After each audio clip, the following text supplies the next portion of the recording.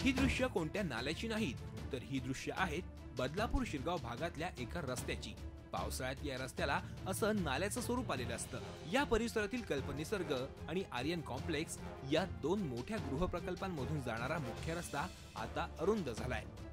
या ठिकाणी असणाऱ्या नैसर्गिक नाल्याचा प्रवाह बंद केल्यानं डोंगरावरून राहणारं सारं पाणी थेट या दोन संकुलामध्ये असणाऱ्या रस्त्यावरून वाहू लागतं। त्यामुळे त्याला रस्ता म्हणावा की नाला असा सवाल इथल्या रहिवाशांना पडलाय।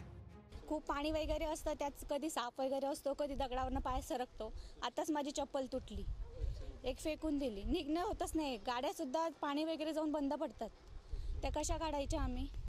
जसजसा पावसाचा वेग वाढतो तसा इथल्या पाण्याच्या प्रवाहालाही वेग येतो। त्यामुळे लहान मुलांना इथं मोठा धोका आहे। पाणी वाढल्यास या ठिकाणी असणाऱ्या 20 ते 25 इमारतींचा संपर्कही तुटतो। त्यामुळे शाळेतल्या विद्यार्थ्यांची ने-आण करणं जिकरीचं बनलंय। महिलांना तर यासाठी तारेवरची कसरत करावी लागते। जागे अभावी आणि पाण्यामुळे इथं शाळेची बसही पोहोचत नाही। त्यामुळे याच पाण्यातून पालकांना आपल्या मुलांची ने-आण करावी लागते। दिवसा या रस्त्याची अवस्था अशी असताना रात्रीचा तर विचारच न केलेला बरा।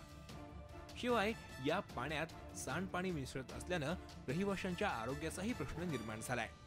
आम्हाला शाळेत सोडायला वगैरे जाताना सुद्धा त्या मुलांना तिकडे एवढं पाणी बसल्यामुळे बस आणि गाडी वगैरे पण यायला खूप त्रासदायक ठरतं। तिकडे इथपर्यंत यायलाही बघत नाही कोण आमच्या इकडे गाडी वगैरे। त्याच्यामुळे आणि मेन म्हणजे तर मच्छर आणि ते सगळं झाल्यामुळे खूप मुलांना डिसीज वगैरे पण स्प्रेड व्हायला लागले। डेंग्यू, मलेरिया हे सगळे त्रास मुलांना सारखं ताप, पिण्याच्या पाण्यामध्ये पण सुद्धा ते मिक्स व्हायला लागले ते पाणी हळूहळू। शिरगाव कात्रप येथील बाहेरून येणाऱ्या डीपी रोडला लागून अनेक प्रकल्पांनी डोंगरावरून वाहणाऱ्या पाण्याचा प्रवाह अडवलाय। त्याचा फटका आता येथे राहणाऱ्या नागरिकांना बसतोय। या संदर्भात नगरसेवक अरुण सुरवळ गेल्या 2 वर्षांपासून पालिका प्रशासनाकडे पाठपुरावा करतायत। त्यांनी मुख्याधिकाऱ्यांकडे या संदर्भात अनेकदा तक्रारी केल्या, मात्र ही समस्या सोडवण्यासाठी कोणत्याच उपाययोजना करण्यात आल्या नाही। गेल्या 2 वर्षापासून सातत्याने या प्रश्नाविषयी मी सभागृहात मांडतोय। प्रत्येक मीटिंगला हा प्रश्न सभागृहामध्ये मी उपस्थित केलेला आहे आणि पण प्रशासन याच्याकडे अगदी सहजपणे दुर्लक्ष करतं। अखेर हतबल झालेल्या सुरवळ आणि येथील नागरिकांनी झी हेल्पलाईनची मदत घेतली। झी हेल्पलाईनच्या टीमनं प्रत्यक्ष या ठिकाणी जाऊन या रहिवाशांची समस्या जाणून घेतली। त्यानंतर कुळगाव बदलापूर नगरपालिकेचे नगराध्यक्ष वामन म्हात्रे यांच्या निदर्शनास ही बाब आणून दिली। त्यांनी तात्काळ अधिकाऱ्यांना संबंधित बांधकाम व्यावसायिकांवर कारवाई करण्याचे आदेश दिले आणि लवकरात लवकर ही समस्या सोडवण्याचं आश्वासन दिलं।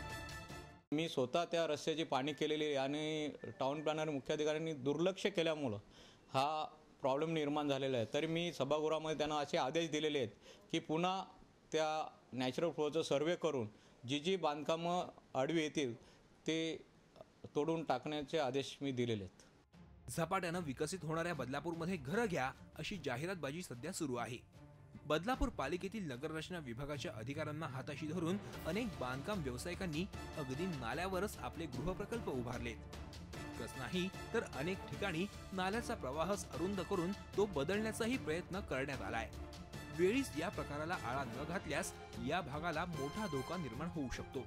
त्यामुळे अशा अनधिकृत बांधकामांबद्दल झी हेल्पलाईन सदैव आवाज उठवतच राहील, कारण सवाल सामान्य नागरिकांच्या हक्काचा आहे। चंद्रशेखर भुयार, झी मीडिया, बदलापूर।